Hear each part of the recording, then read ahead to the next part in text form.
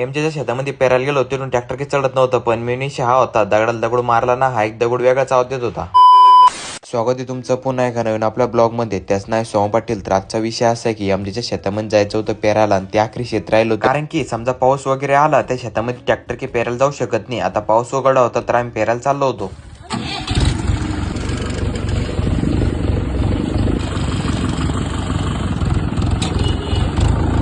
शेतामध्ये जायचा रस्ता पण इथला भारी नाही. एका साईडला तळ एका साईडला नाली आहे आणि या दोघांची मान किती फाटू राहील ना आता ते मलाच माहितीये, कारण की माझी पण तेवढीच फाटायला लागली. मौसम तो ऐसा लग रहा है दिल गार्डन गार्डन हो रहा है.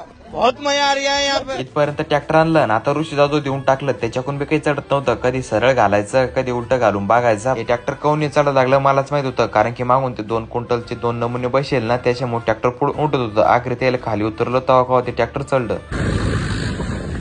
बे वगैरे टाकलं आणि तुरंत ट्रॅक्टरनं पेरायला आता सुरू केलं. आणि आमच्या शेतामध्ये एवढे मोठे दगड होते ना, तर कोणाला लागत असेल तर कॉन्टॅक्ट नक्की करा. त्यात मध्ये असा एक दगड होता, आपण दगडाला दगड मारला ना ते वेगळाच आवाज देत होता. स्वप्नील या दगडावर बसेल ना, हाच तो दगड होता आणि दोन्ही साईडले ते दगड होते ना ते सारखेच आवाज देत होते ना, हा वेगळा आवाज देत होता.